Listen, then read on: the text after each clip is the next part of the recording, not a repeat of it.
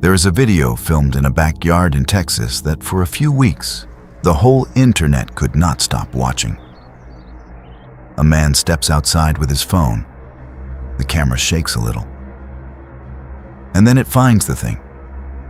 A baseball, hanging in the open air, maybe 7 feet off the ground, connected to nothing. No string, no pole, no hand. Just a ball sitting in the middle of the sky like the air itself had decided to hold it. You can hear the man breathing behind the camera. You can hear the fear in his voice when he says he needs help, that he has been searching for an answer and cannot find one.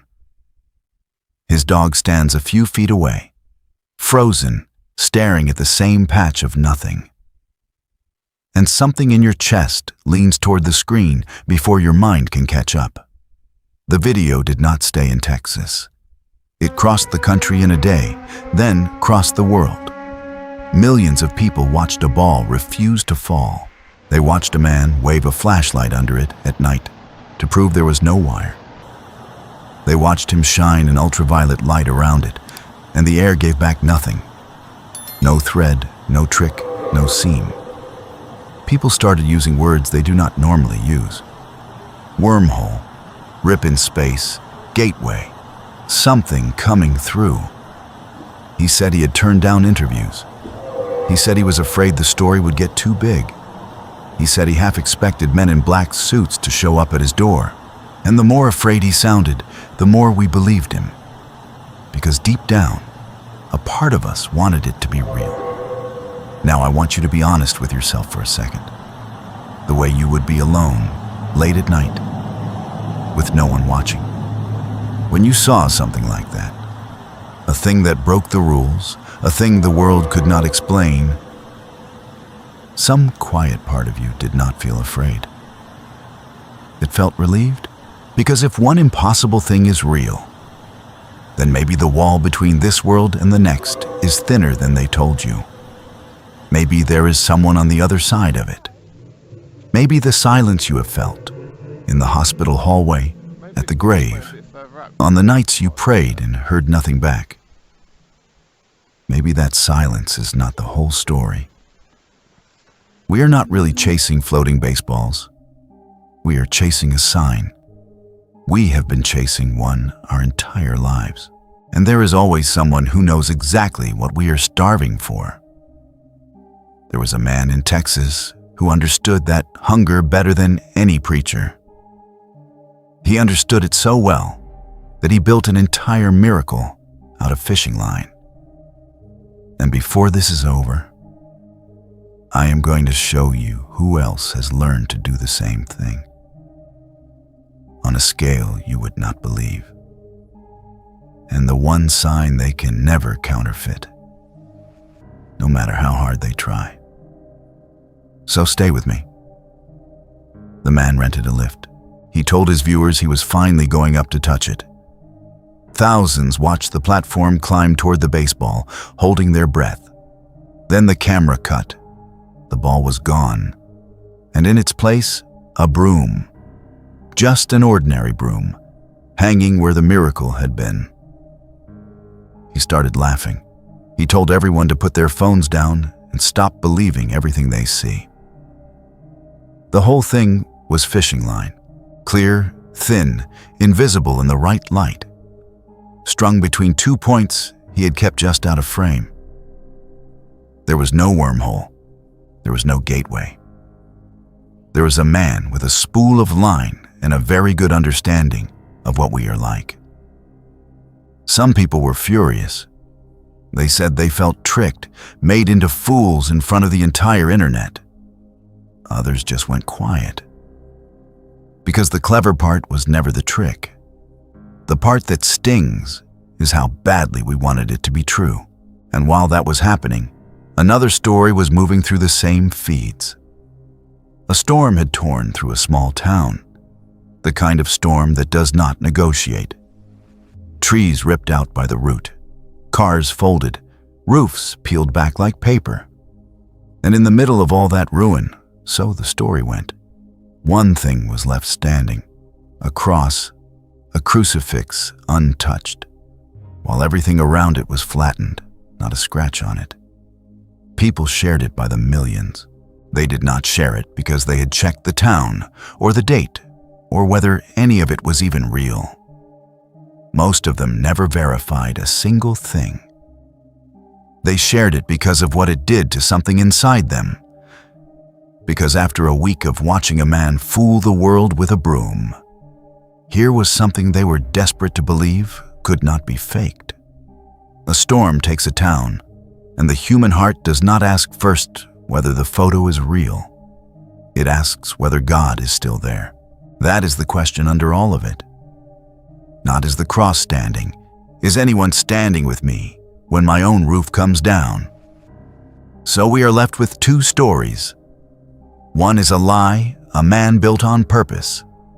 The other is something people reached for without checking, because they could not bear for it to be false. And both of them press on the exact same wound.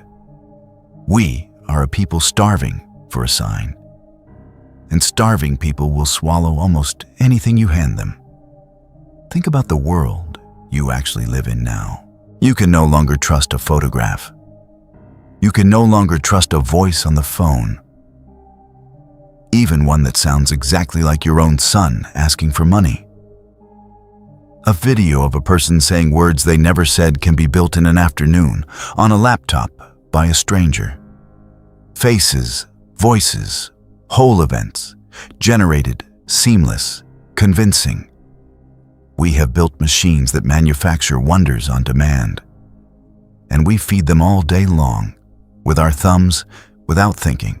For most of human history, the problem was that signs were rare. A man might go his whole life and see nothing he could not explain. That world is gone. The danger now is the opposite one. The world is flooded with the impossible. Every feed is a river of things that cannot be real, and half of them are not. And we have lost the ability to tell which half. There is an old warning that fits this exact moment with uncomfortable precision, that a day would come when deception would no longer look like deception, when the counterfeit would be polished enough to move even the careful, even the faithful, even the ones who were certain they could never be fooled. Not crude lies, beautiful ones, lying wonders. And here is the part that almost no one stops to feel. When everything can be faked, the first thing you lose is not the truth.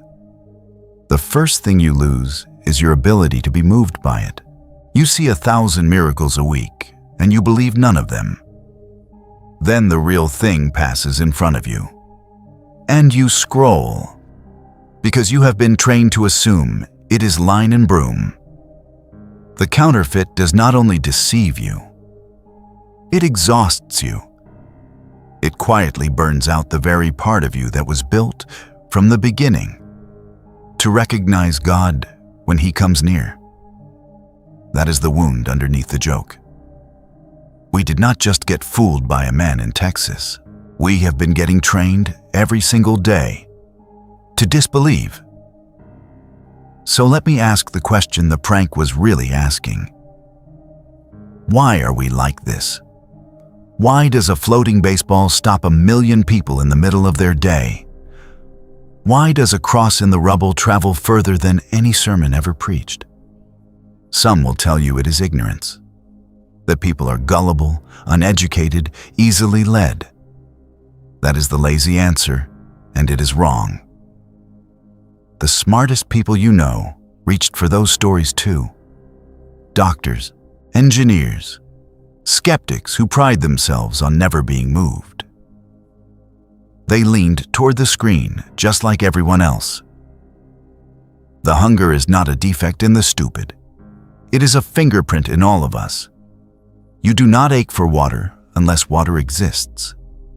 You do not starve for a sign unless something in you was made to receive one. And maybe the flood of fakes is itself the thing worth noticing. Not any single one of them. All of them. The sheer, relentless volume of it. A world this desperate to manufacture the supernatural is a world that already suspects the supernatural is real. A generation does not bother counterfeiting what it believes is worthless. You do not print fake gold in a world that thinks gold is nothing. The forgeries are a confession. They are the whole age admitting against its own will that it is looking for someone. There is a line, very old, that I have not been able to put down lately, that a restless and unfaithful generation goes hunting everywhere for a sign, and that it will be given only one.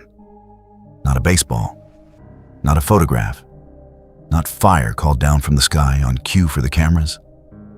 One sign, the only one that was ever real. And to see it, you have to stop staring up at the trick and turn around and look at something that already happened. Long before there were phones, before there was film, a man sat with his friends on a hillside and told them what the end of the age would feel like from the inside. He did not begin with fire and trumpets. He began with deception. Take heed that no one deceives you. That was the first thing out of his mouth. Not watch the armies, not watch the sky.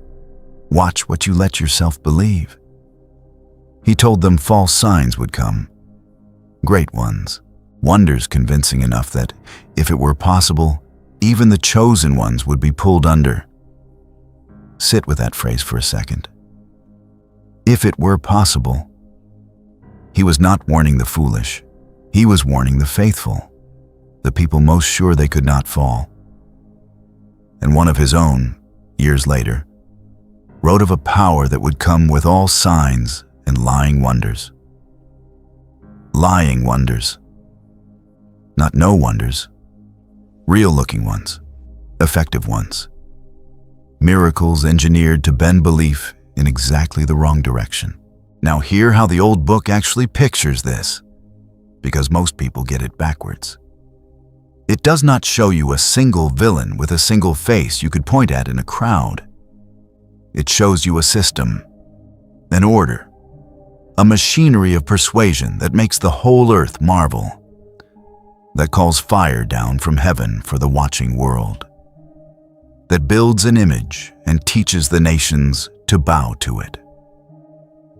A counterfeit church, a counterfeit miracle, a counterfeit savior, not a man you would recognize on the street, an office, a structure, worn by many hands across many centuries. And here is the chill of the thing. The deception in that prophecy does not work by hiding the supernatural from you. It works by drowning you in it, by handing a sign-starved world exactly what it has been begging for, so that when the real one finally speaks, the world has already spent every last coin of its faith on broomsticks. So what was it? The one sign. The crowd on that hillside asked him for it too. Show us something. Prove it. Give us a wonder we can hold in our hands. And he refused them. He told them no sign would be given to that generation, but the sign of Jonah. Jonah, 3 days in the dark, in the belly of the deep, as good as dead, and then handed back to the living. That was the sign. That was the only one he ever promised. Not a cross that survives a tornado. A man who survives a tomb. This is the thing the photograph got exactly backwards. The cross was never meant to be the relic that stays standing while the world falls down around it. The cross was the place where he fell, where the sky went black at noon and the ground itself shook, and a borrowed grave was sealed with a stone and a soldier's seal. That is not a trinket. That is not fishing line and a broom. That is a body in the dark for 3 days. And on the third day, the dark gave him back. No camera caught it. No flashlight was waved underneath to prove there were no wires. No ultraviolet light scanned the folded grave cloths for a hidden thread.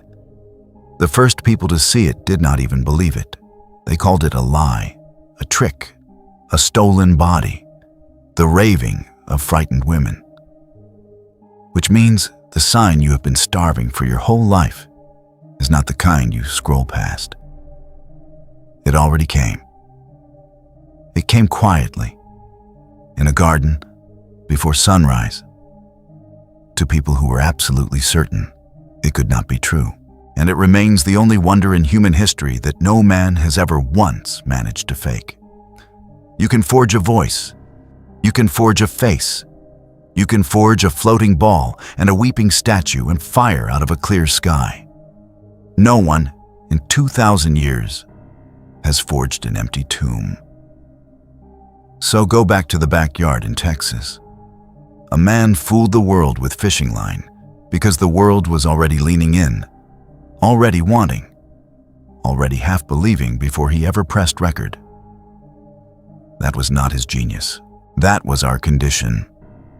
And the storm and the cross left standing in the wreckage.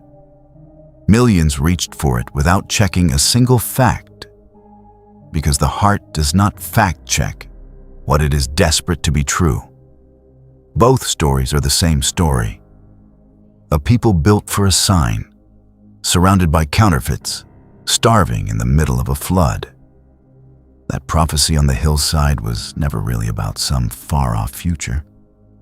It was about now, about a generation that can manufacture any wonder it wants, and has, in the trying, lost the ability to be moved by the one wonder that is real. The great deception was never going to show up as an obvious monster. It shows up as abundance, as noise, as 1,000 miracles a day, until the true one looks like just another trick and you scroll right past your own salvation. So here's where I leave you. The next time something impossible stops you in the middle of your day, and that old ache rises up, the leaning in, the relief, the quiet hope that the wall between this world and the next is thinner than they told you. Do not spend that hunger on a broom. That ache was never built for floating baseballs or photographs of crosses. It was built for an empty tomb. It has always, from the very beginning, been built for Him. If this reached something real in you, stay with me. Follow the channel so the next one finds you when you need it.